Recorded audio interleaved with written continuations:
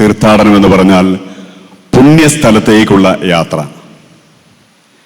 മാർ യോസേപ്പ് പിതാവ് ഇത്രമാത്രം പ്രശസ്തമായത് അദ്ദേഹം തന്നെ ധാരാളം പേരെ PR വർക്ക് ഏൽപ്പിച്ചതുകൊണ്ടല്ല, തൻ്റെ തന്നെ സവിശേഷതകളെ കുറിച്ച് സമൂഹമധ്യേ തള്ളിമറിച്ചതുകൊണ്ടല്ല, മറിച്ച് അദ്ദേഹത്തിന്റെ ആ വിശ്വസ്തമായ ജീവിതത്തിന് ദൈവം ചാർത്തിയ കയ്യൊപ്പാണ് മാർ യോസേപ്പ് പിതാവ് ലോകം മുഴുവനും പരിശുദ്ധ അമ്മ കഴിഞ്ഞാൽ ഏറ്റവും അധികം വണങ്ങപ്പെടുന്ന, മധ്യസ്ഥം തേടുന്ന വിശുദ്ധനായി മാറിയത്.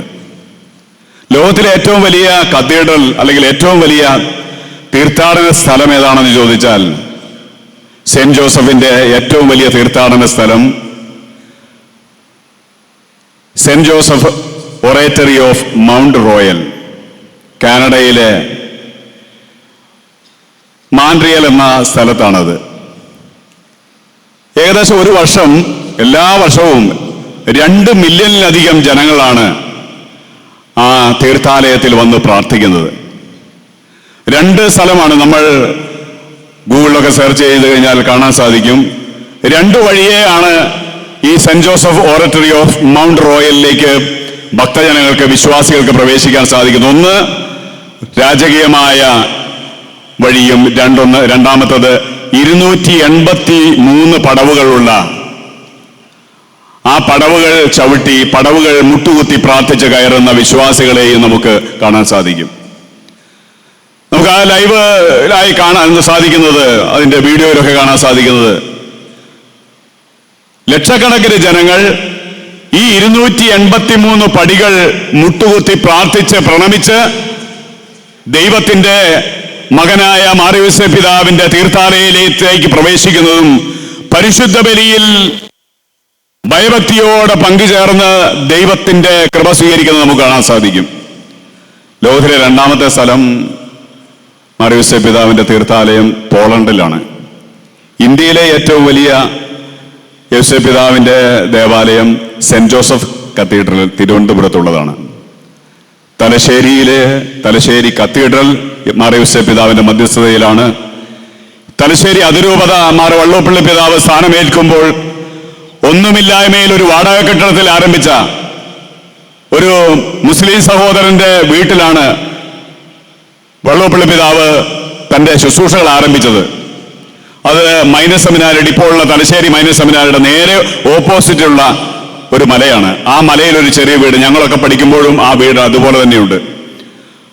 ആ മുസ്ലിം സഹോദരന്റെ വാടക വീട്ടിലാണ് തലശ്ശേരി അതിരൂപതയുടെ ഭരണസാരഥ്യം ഏറ്റെടുക്കുകയും, എന്നാൽ എല്ലാ തരത്തിലും പരാജയത്തിന്റെ കയ്പുനീർ അനുഭവിച്ചുകൊണ്ടിരിക്കുന്ന, ദാരിദ്ര്യത്തിന്റെ പടികുഴിയിൽ കിടന്നുകൊണ്ടിരിക്കുന്ന തലശ്ശേരി അതിരൂപതയിലെ എല്ലാ ഭാഗത്തും കുടിയേറ്റ പ്രദേശങ്ങളിൽ, മലമടക്കുകളിലൊക്കെ താമസിക്കുന്ന പ്രിയപ്പെട്ട ദൈവജനത്തെ മാർ യോസേപ്പ് പിതാവിന്റെ മധ്യസ്ഥതയ്ക്ക് സമർപ്പിച്ചുകൊണ്ട് വള്ളോപ്പള്ളി പിതാവ് തലശ്ശേരി രൂപതയെ മാർ യോസേപ്പ് പിതാവിന് പ്രത്യേകമായി ഭരമേൽപ്പിക്കുകയാണ് ചെയ്തത്. നമ്മൾ പനത്തടി തീർത്ഥാലയ ദേവാലയം നമ്മുടെ ഈ കാസർഗോഡ് 4 ഫൊറോനകളുടെ കീഴിലുള്ള ആ പ്രദേശത്തുള്ള ഏറ്റവും വലിയ തീർത്ഥാടന ദേവാലയം, രൂപതയിലെ മാർ യോസേപ്പ് പിതാവിന്റെ തീർത്ഥാടന ദേവാലയത്തിലേക്കുമാണ് നമ്മൾ സഞ്ചരിക്കുന്നത്. പ്രിയപ്പെട്ടവരെ, ഈ Saint Joseph Oratory of Mount royal, കാനഡയിലെ ഈ ദേവാലയം ലോകം ഇങ്ങനെ വളർന്ന്, നമുക്കറിയാമല്ലോ, ഇവിടുന്നെല്ലാം കാനഡയിലേക്ക് പോകാനാണ് ആൾക്കാർക്ക് ഇഷ്ടം. കാനഡയിലേക്ക് പോകാൻ വലിയ കുത്തൊഴുക്കാണ്, കാരണം ജീവിക്കാൻ ഇടമാണ്. അവിടെ ആ പണത്തിന്റെയും പ്രതാപത്തിന്റെയും പ്രൗഢിയുടെയും എല്ലാ സുഖസൗകര്യങ്ങളുടെയും ഇടയിൽ അവിടുത്തെ ജനങ്ങൾ യോസേപ്പ് പിതാവിന്റെ ഈ ദേവാലയത്തിലേക്ക് ഒഴുകി ചെല്ലുന്നു. 2 മില്യണിലധികം ജനങ്ങൾ വർഷാവർഷവും അവിടെ വന്ന് പ്രാർത്ഥിക്കുന്നു. മറിച്ച് അതുപോലെ തന്നെ 10 കണക്കിനോ 100 കണക്കിനോ അല്ല, 1000കണക്കിന് ക്രച്ചസുകൾ അവിടെ അതിന്റെ ഒരു ഭാഗത്ത് കൂട്ടിയിട്ടിരിക്കുന്നത് കാണാം. കേരളത്തിൽ ഏതെങ്കിലും ഒരു ധ്യാന കേന്ദ്രത്തിൽ പോകാത്തവരാരുമില്ല. ഒരു 50 ക്രച്ചസ് സൈഡിൽ കൂട്ടിയിട്ടിരിക്കുന്ന ഒരു ധ്യാന കേന്ദ്രവും നിങ്ങൾ കാണില്ല. എന്ന് പറഞ്ഞാൽ കേരളത്തിൽ ഇത്രമാത്രം ധ്യാന കേന്ദ്രങ്ങളിൽ ശുശ്രൂഷ നടക്കുമ്പോഴും അതിനേക്കാൾ എത്ര വലിയ അത്ഭുതകരമായ ഇടപെടലാണ് മാർ യോസേപ്പ് പിതാവിന്റെ മധ്യസ്ഥയിലൂടെ ആ ദേവാലയത്തിൽ നടക്കുന്നത് എന്നതാണ് ഇതിൽ നമ്മൾ മനസ്സിലാക്കേണ്ടത്. ആയിരക്കണക്കിന് ക്രച്ചസുകൾ. എന്നാൽ ഇത് ഒരു ദിവസം പൊടുന്നനെ അങ്ങനെ അങ്ങ് സംഭവിച്ചതാണോ? അല്ല. അതിന്റെ പിന്നിൽ ഒരു വ്യക്തി ഉണ്ടായിരുന്നു. ഏത് ദൈവത്തിന്റെ ഇടപെടലിന് പിന്നിലും ഒരു ദൈവമനുഷ്യന്റെ ശക്തമായ ഇടപെടലുകൾ ഉണ്ടായിരിക്കും. എവിടെയെങ്കിലും ദൈവത്തിന്റെ ഇടപെടലുകളും കൃപകളും ആഴപ്പെടണമെങ്കിൽ അവിടെ അതിന് പിന്നിൽ അക്ഷീണം യജ്ഞിക്കുന്ന ദൈവത്തിന് മുമ്പിൽ കരങ്ങൾ ഉയർത്തുന്ന ഒരു വ്യക്തി, അത് സ്ത്രീയാകട്ടെ പുരുഷനാകട്ടെ, ഉണ്ടാവണം. അവിടുന്നാണ് അവിടെ ഒരു ജനസമൂഹം വിശ്വാസ ജീവിതത്തിലേക്ക് ആഴപ്പെടുന്നത്. ഇവിടെ കാനഡയിൽ അന്നുണ്ടായിരുന്നത് ആൻഡ്രേ ബെസേറ്റ എന്ന ഒരു സന്യാസിയായിരുന്നു. അദ്ദേഹം വളരെയധികം ആഴമേറിയ പണ്ഡിതനും ലോകപ്രശസ്തനായ വാഗ്മിയും ആയിരുന്നില്ല. പിന്നെയോ ഒരു സ്കൂളിന്റെ പിള്ളേര് കയറുമ്പോൾ വാതിൽ തുറന്നു കൊടുക്കാനുള്ള ഗേറ്റ് കീപ്പർ എന്ന ശുശ്രൂഷയാണ് ആ സന്യാസ സ്കൂളിന്റെ ഉത്തരവാദിത്തമായി അദ്ദേഹത്തിനുണ്ടായിരുന്നത്. എന്നാൽ അന്ന് വാഹനങ്ങളിലല്ലല്ലോ. കാലം ഏതാണെന്നറിയാം, 18-ാം നൂറ്റാണ്ടാണ്. ആ കാലഘട്ടങ്ങളിൽ സ്കൂളിലേക്ക് വരുന്നത് നടന്നാണ് വരുന്നത്. അല്ലെങ്കിൽ റിക്ഷയ്ക്കോ എന്തെങ്കിലും ചെറിയ വണ്ടി വാഹനങ്ങൾക്ക് വന്ന് സ്കൂളിന്റെ പുറത്ത് നിന്ന് സ്കൂളിലേക്ക് കയറുന്നത് നടന്നാണ്. ഈ നടന്ന് ഗേറ്റ് വഴി പോകുമ്പോൾ ഈ സന്യാസി ആ ഗേറ്റിന്റെ അവിടെ സുസ്മേരവതനായിട്ടുണ്ടായിരിക്കും. അദ്ദേഹം കുഞ്ഞുങ്ങളെ നോക്കും. കുഞ്ഞുങ്ങളുടെ കൈ പിടിച്ച് പോകുന്ന അപ്പനാണെങ്കിൽ അപ്പനെ നോക്കും, അമ്മയെ നോക്കും. ചിലർ വളരെ നിരാശരായി കൊച്ചിന്റെ കൈയും പിടിച്ച് ജീവിതത്തിൽ ഇനിയൊരു ഭൂകമ്പവും തൻ്റെ ജീവിതത്തിൽ സംഭവിക്കാനില്ല എന്ന നിലയിൽ താഴ്ന്ന മുഖവുമായി വളരെ വിഷണ്ണരായി കുഞ്ഞിന്റെ നിർജീവമായ കരങ്ങളോടെ കുഞ്ഞിന്റെ കരങ്ങളിൽ പിടിച്ച് വിദ്യാലയത്തിലേക്ക് പോകുന്ന ആ അപ്പനോട് ആ അമ്മയോട് മടങ്ങി വരുമ്പോൾ ഒന്ന് ജസ്റ്റ് കാണണമെന്ന് പറയും. കുഞ്ഞിനെ അവിടെ കൊണ്ട് സ്കൂളിലാക്കി തിരിച്ച് ഗേറ്റിലെടുത്തെത്തുമ്പോൾ സന്യാസി പറയും, വിഷമിക്കേണ്ട ആവശ്യമില്ല. നിങ്ങളുടെ ജീവിതത്തിൽ നിങ്ങളെ സഹായിക്കാൻ ദൈവം ഒരാളെ വെച്ചിട്ടുണ്ടല്ലോ, മാർ യോസേപ്പ് പിതാവിൻ്റെ മാധ്യസ്ഥ അപേക്ഷിക്ക്. നിങ്ങളുടെ എല്ലാ വിഷമതകളും മാറും. വലിയ കൗൺസിലിങ്ങോ വലിയ ചോദ്യം പറച്ചിലൊന്നുമില്ല, കാണുമ്പോഴിയായല്ലോ. എന്നിട്ട് യോസേപ്പ് പിതാവിൻ്റെ ഒരു പ്രാർത്ഥന കൊടുക്കും. സന്യാസിയുടെ കയ്യിൽ വെഞ്ചരിച്ച എണ്ണയുണ്ട്. ആ വെഞ്ചരിച്ച എണ്ണ തള്ളവിരൽ മുക്കി ആ ആളുടെ നെറ്റിയിൽ പ്രാർത്ഥിച്ച് അവരെ വിടും. അടുത്ത ദിവസം കാണുമ്പോൾ ചോദിക്കും, യോസേപ്പ് പിതാവിനോട് പ്രാർത്ഥിക്കുന്നുണ്ടല്ലോ അല്ലേ? അങ്ങനെ കുഞ്ഞുങ്ങൾ ഇതുപോലെ തന്നെ പരീക്ഷയാകുമ്പോഴത്തേക്കും നമ്മുടെ പിള്ളേർക്കൊന്നും അത്ര ടെൻഷനില്ല. പിള്ളേര് ആകെ ടെൻഷനായിട്ട് വരും. ഇരിക്കപ്രതിയില്ലാത്ത അവസ്ഥ ചില കുഞ്ഞുങ്ങളെ കാണുമ്പോൾ കുഞ്ഞുങ്ങളെ അടുത്ത് പിടിച്ച് ആൻഡ്രൂ ബെസേറ്റ എന്ന സന്യാസി പറയും, മക്കളെന്തിനാ ഇങ്ങനെ ടെൻഷൻ അടിക്കുന്നത്? നിങ്ങളെ സഹായിക്കാൻ നിങ്ങൾക്കൊരു മധ്യസ്ഥനുണ്ടല്ലോ, മാർ യോസേപ്പ് പിതാവ്. നിങ്ങൾ യോസേപ്പ് പിതാവിനോട് പ്രാർത്ഥിക്കണം. പഠിക്കാൻ കഴിവില്ലാത്ത നിങ്ങൾക്ക്, ഓർമ്മശക്തി കിട്ടാത്ത നിങ്ങൾക്ക്, നിങ്ങളുടെ ചില ദുശീലങ്ങൾക്ക് നിന്നും നിങ്ങൾക്ക് മറികടക്കാൻ സാധിക്കാത്ത നിങ്ങൾക്ക്, നിങ്ങളെ സഹായിക്കാൻ ദൈവം ഒരു പിതാവിനെ ഈ ലോകത്തിൽ നൽകിയിട്ടുണ്ട്, മാർ യോസേപ്പ് പിതാവിനെ. ആ പിതാവിനോട് പ്രാർത്ഥിക്ക്. ഒരു ചെറിയ പ്രാർത്ഥന കൊടുക്കും. എന്നിട്ട് വെഞ്ചരിച്ച എണ്ണയിൽ വിരൽ മുക്കി ആ കുഞ്ഞിന്റെ നെറ്റിത്തടത്ത് പ്രാർത്ഥിക്കും. അതിങ്ങനെ മുന്നോട്ട് പോകാൻ തുടങ്ങിയപ്പോൾ, മാസങ്ങൾ മുന്നോട്ട് പോകുമ്പോൾ ചില അമ്മമാർ വന്ന് പറഞ്ഞു, വല്ലാത്ത തലവേദനയായിരുന്നു. സന്യാസി പ്രാർത്ഥിച്ചതിന് ശേഷം, സന്യാസി യോസേപ്പ് പിതാവിനോട് പ്രാർത്ഥിക്കാൻ പറഞ്ഞതിന് ശേഷം അത് തുടർച്ചയായി നിർവഹിക്കുകയും ഇതാ ഈ 90-ാമത്തെ ദിവസം ഇന്നലെ എനിക്ക് സൗഖ്യം കിട്ടുകയും ചെയ്തു. ആശുപത്രിയിൽ കയറി ഇറങ്ങിക്കൊണ്ടിരുന്ന എൻ്റെ ജീവിതം ഇതാ ഇന്നലെ മുതൽ നിലച്ചു. ഇന്നലെ ഹോസ്പിറ്റലിൽ ചെന്നപ്പോൾ പറഞ്ഞു, നിങ്ങൾക്ക് അങ്ങനത്തെ ഒരു രോഗമില്ല. അതിനു മുമ്പത്തെ ഷീട്ടും അതിനു മുമ്പത്തെ റിപ്പോർട്ടുകളും എല്ലാം കാണിച്ചപ്പോൾ അത് നിലച്ചു, രോഗമില്ല. സാമ്പത്തിക പ്രശ്നങ്ങളും അല്ലെങ്കിൽ കുടുംബ പ്രശ്നങ്ങളും അങ്ങനെ തുടങ്ങിയ ധാരാളം പ്രശ്നങ്ങളിൽ വീണവർ അതിൽ നിന്നെല്ലാം മോചനം പറയാൻ തുടങ്ങി. കൂടപ്പറപ്പുകളെ പിന്നെ സംഭവിച്ചത് അങ്ങോട്ട് ഇവർ യോസേപ്പ് പിതാവിന്റെ മാധ്യസ്ഥം ഈ സന്യാസിയുടെ ചുറ്റും നിന്ന് പ്രാർത്ഥിക്കാൻ തുടങ്ങി. സന്യാസിയോടൊപ്പം യോസേപ്പ് പിതാവിന്റെ പ്രാർത്ഥന, സന്യാസി കൊടുത്ത പ്രാർത്ഥന ചൊല്ലാൻ തുടങ്ങിയപ്പോൾ ആ സന്യാസ സഭ തീരുമാനിച്ചു ഒരു ചെറിയ ചാപ്പൽ ഇവിടെ പണിയാം. അങ്ങനെയാണ് 1904 ഏത് കാലത്താ? ഈ 19-ാം നൂറ്റാണ്ടിൽ, കഴിഞ്ഞ നൂറ്റാണ്ടിൽ 1904 ആദ്യം ഒരു ചെറിയ ചാപ്പൽ സ്ഥാപിച്ചു. ആ ചെറിയ ചാപ്പൽ സ്ഥാപിച്ചപ്പോൾ അതിനെ ഉൾക്കൊള്ളാൻ സാധിക്കാത്ത വിധം അന്ന് തന്നെ ദൈവത്തിന്റെ അനുഗ്രഹം മധ്യസ്ഥതയിലൂടെ, വിശുദ്ധന്റെ മധ്യസ്ഥതയിലൂടെ ലഭിച്ചവർ അവിടെ പ്രാർത്ഥിക്കാൻ തുടങ്ങി. ആ പ്രാർത്ഥനയാണ് മെല്ലെ മെല്ലെ ആൾക്കാരെ ഉൾക്കൊള്ളാനാവാതെ വന്നപ്പോൾ ഇപ്പോൾ കോടിക്കണക്കിന് ജനങ്ങൾ, ലക്ഷക്കണക്കിന് വിശ്വാസികൾ വിശ്വാസപൂർവ്വം വന്ന് പ്രാർത്ഥിക്കുന്ന ഇടമായി Saint Joseph Oratory of Mount Royal മാറിയത്. അത് വീണ്ടും ഇപ്പോഴത്തെ നിലയിൽ പുതുക്കിപ്പണിതത്. ഈ വിശുദ്ധൻ 1937 മരിച്ചു. മരിച്ചു കഴിഞ്ഞപ്പോഴത്തേക്കും യൗസേപ്പ് പിതാവിനോട് പ്രാർത്ഥിക്കാൻ പറഞ്ഞത് അച്ചട്ടായി ചെയ്യുകയും അതോടൊപ്പം തന്നെ ഈ പ്രാർത്ഥന ആരാണോ പഠിപ്പിച്ചത് ആ വിശുദ്ധനെ മറക്കുന്ന വിഷയമില്ല എന്ന് തീരുമാനിച്ചുകൊണ്ട് ആയിരക്കണക്കിന്, പതിനായിരക്കണക്കിന് ജനങ്ങളുടെ ജീവിതത്തിന് വഴികാട്ടിയായ ഈ ആൻഡ്രേ ബെസേറ്റ എന്ന സന്യാസിയോടുകൂടി അവർ പ്രാർത്ഥന ആരംഭിച്ചു. അതാണ് തുടർന്നു പോയി 2010 നമ്മുടെ ബെനഡിക്ട് 16 മാർപ്പാപ്പ 2010 ശാസ്ത്രീയ തെളിവുകൾ വെച്ച് നോക്കുമ്പോൾ അസാധ്യമായ, അത്ഭുതകരമായ, ദൈവികമായ ഇടപെടലുകൾ പല രോഗികൾക്കും വന്നതിനാൽ വൈദ്യശാസ്ത്രത്തിന് തെളിയിക്കാൻ പറ്റില്ല, സാധ്യമല്ല എന്ന് വൈദ്യശാസ്ത്രം തന്നെ വിധി എഴുതിയ അത്ഭുതകരമായ സൗഖ്യത്തിന്റെ പിന്നിൽ ഈ വിശുദ്ധൻ, ഈ സന്യാസി വിശുദ്ധനായി മാറിയത്.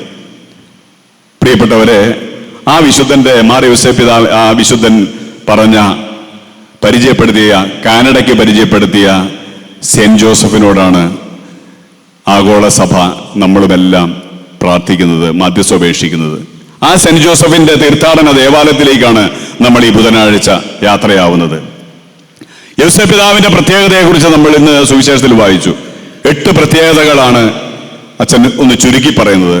ഒന്നാമത്തെ കാര്യം, യൗസേപ്പ് പിതാവ് ഇത്രമാത്രം പ്രശസ്തനാകാനുള്ള ആദ്യത്തെ കാരണം യൗസേപ്പ് പിതാവ് ഈശോയുടെ വളർത്തു പിതാവായിരുന്നു എന്നതാണ്.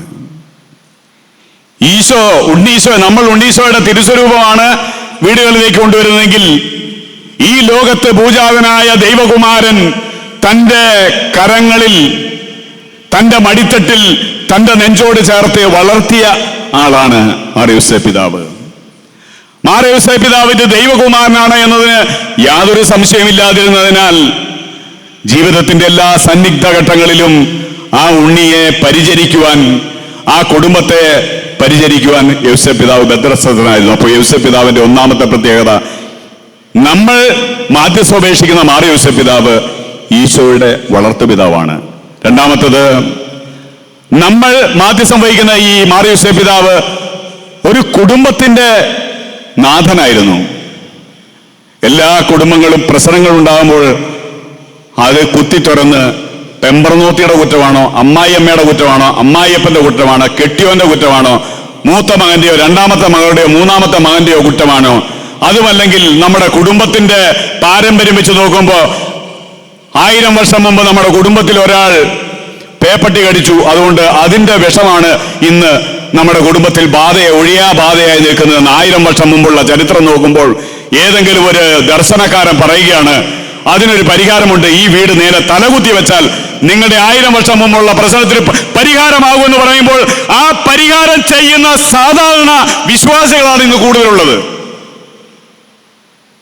നാം മനസ്സിലാക്കേണ്ടത്, മാർ യൗസേപ്പ് പിതാവ് ദൈവത്തിന്റെ ഇഷ്ടമനുസരിച്ച് തൻ്റെ കുടുംബത്തെ നയിച്ച ആളാണ്. ദൈവത്തിന്റെ ഇഷ്ടമനുസരിച്ച്. അതുകൊണ്ട് കുടുംബങ്ങളുടെ പ്രശ്നങ്ങൾക്ക് മുമ്പിൽ നമുക്കൊരു മധ്യസ്ഥനുണ്ട് എന്നതാണ് നാം ഓർമ്മിക്കേണ്ടത്.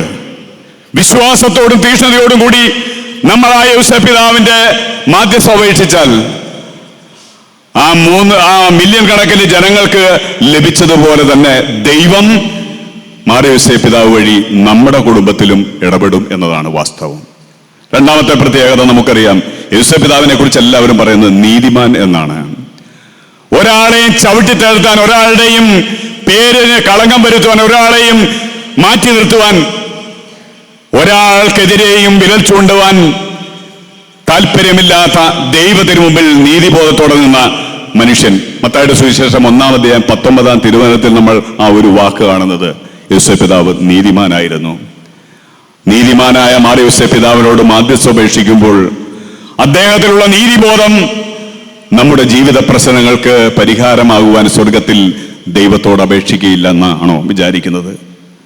നാലാമത്തെ പ്രത്യേകത, അദ്ദേഹത്തിന്റെ വിശ്വാസവും അദ്ദേഹത്തിന്റെ ജീവിത ശൈലിയും ശാന്തതയിലും മൗനത്തിലും തീഷ്ണമായ ഒരു ധ്യാന വിചാരത്തിലുമായിരുന്നു.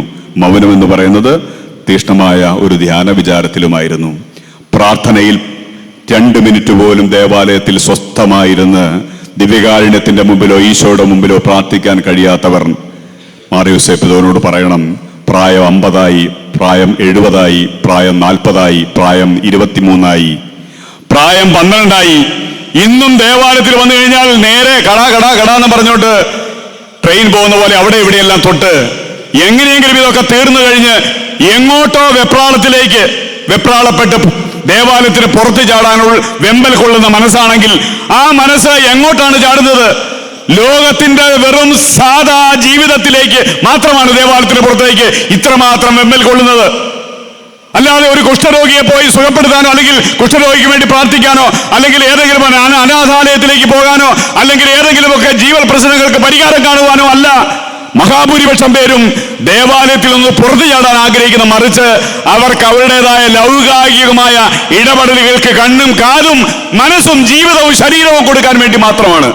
അപ്പോൾ ആ സ്വസ്ഥതയില്ലാത്ത മനുഷ്യർ പറയണം, മാർ യോസേപ്പ് പിതാവേ, ഒന്ന് സ്വസ്ഥതയോടെ പ്രാർത്ഥിക്കാൻ, ഒന്ന് ഈശോയുടെ അടുത്തിരിക്കാൻ, ഈശോയെ ഉള്ളം കയ്യിലെടുത്ത എൻ്റെ യോസേപ്പ് പിതാവേ, എൻ്റെ ജീവിതത്തെ ഒന്ന് മാറ്റിമറിക്കാൻ എനിക്ക് വേണ്ടി മധ്യസ്ഥപേക്ഷിക്കണമേ. 5ാമത്തെ പ്രത്യേകത, അദ്ദേഹം സകല കുടുംബങ്ങളുടെ രക്ഷകനായിരുന്നു. നമുക്കറിയാം, ഒരു സ്വപ്നത്തിലാണ് ദൈവം സംസാരിച്ചത്. എത്ര സ്വപ്നം കണ്ടവരാണ് നമ്മൾ, അല്ലെ? മണിമാണികൾ ജീവിക്കുന്നു, പിള്ളേര് ഫസ്റ്റ് റാങ്ക് വാങ്ങിക്കുന്നു ഒക്കെ സ്വപ്നം കണ്ടവർ ഈ കൂട്ടത്തിലുണ്ടാവാം.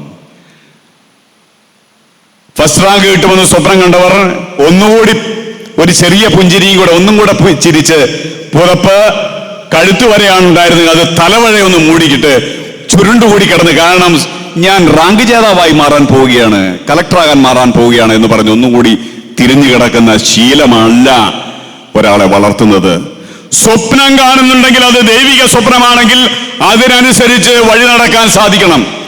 ഇവിടെ കുടുംബത്തിലൊരു പ്രശ്നം ഉണ്ടായപ്പോൾ ഉണ്ണിയെ കൊണ്ട് അയാൾ ആ പലകാല യാത്രയായി, കർമ്മനിരതനായി. അതുകൊണ്ടാണ് അദ്ദേഹത്തെ കുറിച്ച് 6ാമത്തെ കാര്യം തൊഴിലാളികളുടെ മധ്യസ്ഥൻ എന്ന് പറയുന്നത്. അവൻ ദൈവം ആഗ്രഹിക്കുന്ന പോലെ പ്രവർത്തിച്ചു എന്നാണ് വചനം പറയുന്നത്. മാർ യോസേപ്പ് പിതാവ്, ഒരു തൊഴിലാളി രാവിലെ, ഏത് തൊഴിലാളി ആവട്ടെ, ഗവൺമെന്റ് സർവന്റായി അടക്കമുള്ള ഏത് തൊഴിലാളികളും തന്റെ ജീവിതം ആരംഭിക്കുമ്പോൾ ആ ദിവസം താൻ ചെയ്തു തീർക്കേണ്ട കടമകളെ കുറിച്ച്, ഉത്തരവാദിത്തത്തെ കുറിച്ചുള്ള ചിന്ത അവനുണ്ടാകണമെങ്കിൽ അത് അവന്റെ ജീവിതത്തെ വല്ലാതെ മാറ്റും. അവനുണ്ടെങ്കിൽ അവൻ ആ ജീവിതം വല്ലാതെ മാറും. കാരണം കൂടപ്പിറപ്പുകളെ, തന്റെ മെയ്യണങ്ങാതെ നമ്മൾ പ്രതിഫലം വാങ്ങുന്നവരാണെങ്കിൽ ഒരിക്കലും മികവുറ്റ ഒരു വിജയം ഒരിക്കലും നമ്മെ തേടിയെത്തില്ല. ഒരിക്കലും, ഒരു കാലത്തും. സ്വപ്നം കാണാനേ പറ്റൂ. ഒരു കാലത്തും മഹാറാണി അങ്ങനെ ധാരാളം പേരുടെ ചരിത്രം. അതാണ് മദ്യവിരുദ്ധ പ്രസ്ഥാനത്തിൽ സ്പോക്സ്മാനായി എറണാകുളത്ത് ശുശ്രൂഷ ചെയ്തതിന്റെ കുറെ മെച്ചം. കോടീശ്വരന്മാരല്ല, അതിനപ്പുറത്തേക്കുള്ളവരുമായിട്ട് അടുത്തിടപെടാൻ സാധിച്ചു. അവരൊക്കെ എത്ര സിമ്പിളായിട്ടാണ് തന്റെ ജീവിതത്തെ കുറിച്ച് പറയുന്നത്. ഒരു പ്രശസ്ത വ്യക്തി പറഞ്ഞത്, 5ാം ക്ലാസ്സിൽ പോകുമ്പോൾ പോലും ഒറ്റ ട്രൗസറാണ് ഉണ്ടായിരുന്നത്. മൂട് കീറി തുന്നിക്കഴിഞ്ഞാൽ വീണ്ടും അതിടുമ്പം തന്നെ കീറും. അതുകൊണ്ട് തുന്നിക്കൂട്ടാൻ പറ്റാത്ത നിക്കറും കൊണ്ട് സ്കൂളിൽ പോയ ചരിത്രം. ഇന്ന് കോടീശ്വരന്മാരാണ്. കോടീശ്വരന്റെ മുഖത്തേക്കല്ല നോക്കേണ്ടത്. കോടീശ്വരൻ വളർന്ന ഒരു പ്രയത്നത്തിന്റെ വഴിയുണ്ട്. അവൻ വളർന്ന ഒരു കഷ്ടപ്പാടിന്റെ വഴിയുണ്ട്. അവനെടുത്ത ദാരിദ്ര്യം, അവന്റെ ഞെരുക്കത്തിലും അവൻ ദൈവത്തോട് ചേർന്ന് നിന്ന് കാണിച്ച ഒരു പ്രതിബദ്ധതയുണ്ട്. അത് നമ്മൾ ശീലിക്കാൻ ശ്രദ്ധിക്കുക. തൊഴിലാളികളുടെ മധ്യസ്ഥൻ എന്ന് പറഞ്ഞാൽ മെയ്യനങ്ങാതെ 31-ാം ദിവസവും 30-ാം ദിവസവും ശമ്പളം വാങ്ങാൻ മാർ യോസേപ്പ് പിതാവ് ഒരിക്കലും സഹായിക്കില്ല. ഉത്തരവാദിത്തങ്ങളിലെ കാപട്യം മാറ്റിവെച്ചുകൊണ്ട് ഉത്തരവാദിത്തങ്ങളിലെ നേർരേഖയിലൂടെ സഞ്ചരിക്കാനാണ് ഈ പിതാവ് നമ്മെ ശക്തിപ്പെടുത്തുക. 7ാമത്തെ കാര്യം, സഭയുടെ രക്ഷകനെന്ന് 1870 പയസ് 9 മാർപ്പാപ്പയാണ് അദ്ദേഹത്തെ സഭയുടെ രക്ഷകൻ, സംരക്ഷകനായി, മനുഷ്യരിൽ നിന്ന് മനുഷ്യരുടെ കൂടെ ജീവിച്ച മനുഷ്യൻ, മനുഷ്യരുടെ സങ്കേതമായ ഇടമായ തിരുസഭയുടെ രക്ഷകനായി പ്രഖ്യാപിച്ചത് 1870 universal patron of the church എന്ന്. സഭയുടെ മക്കളായ നമുക്ക് നമ്മുടെ വിവിധ തരത്തിലുള്ള കാര്യങ്ങൾ, ചിലപ്പോൾ അയൽബന്ധങ്ങളിൽ, ബന്ധുമിത്രാദികളുമായുള്ള ബന്ധങ്ങളിൽ, ഈ സഭ എന്ന് പറയുന്നത് ലോകത്തിന്റെ അതിർത്തി ആയതുകൊണ്ട് ഇവിടെയുള്ള ഏതെങ്കിലും കാര്യങ്ങളിൽ നമുക്കുണ്ടാകുന്ന പരിമിതികൾക്ക് സഹായിക്കാൻ യൗസേപ്പ് പിതാവിന് സാധിക്കും. ഏറ്റവും അവസാനത്തതായി ഒരു വാക്കുകൂടെ പറഞ്ഞു തീർക്കാം. ധാരാളം പ്രത്യേകതകളുണ്ടായിരിക്കെ ഈ 8 കാര്യത്തിലേക്ക് ചുരുക്കിയാണ്. 8ാമത്തെ കാര്യം നമ്മളെല്ലാം ഇവിടെ നിന്ന് യാത്രയാകുന്ന കാര്യമാണ്. യൗസേപ്പ് പിതാവ് യാത്രയായപ്പോൾ പരിശുദ്ധ കന്യകാ മാതാവും ഈശോയും അടുത്തുണ്ടായിരുന്നു. നല്ല മരണങ്ങളുടെ മധ്യസ്ഥനെന്ന് പേർ കേൾക്കാനുള്ള കാരണം അദ്ദേഹം അങ്ങനെ ആയതുകൊണ്ടാണ്. ഈ ജീവിതത്തിൽ ധാരാളം കഴുതയുടെ വള്ളിയും പിടിച്ച് മൂക്കുകയറും പിടിച്ച് നെട്ടോട്ടമോടിയ ഒരു ജീവിതത്തിന്റെ ഊഷ്മരമായ അനുഭവങ്ങൾ ഉണ്ടായിരിക്കെ ദൈവം പറഞ്ഞു എന്ന ഒരൊറ്റ കാരണം കൊണ്ട് തന്നെ കഠിനമായി വിയർത്തൊഴുകിയ മനസ്സും ശരീരവുമെല്ലാം വിയർത്തൊഴുകി ജീവിച്ച ആ മനുഷ്യൻ എന്നാൽ മരിച്ചതാവട്ടെ ഈശോയുടെയും മാതാവിൻ്റെയും മഹനീയ സാന്നിധ്യത്തിൽ മഹത്തായ ശാന്തതയിൽ. അതുകൊണ്ട് ഈ ജീവിതം മുന്നോട്ട് പോകുമ്പോൾ നമുക്കും മാർ യൗസേപ്പ് പിതാവിനോട് മാധ്യസ്ഥം തേടുന്നത് വഴി ശാന്തമായ ഒരു ജീവിതയാത്ര സ്വർഗത്തിലേക്ക് ലഭ്യമാകും എന്നത് വാസ്തവമാണ്.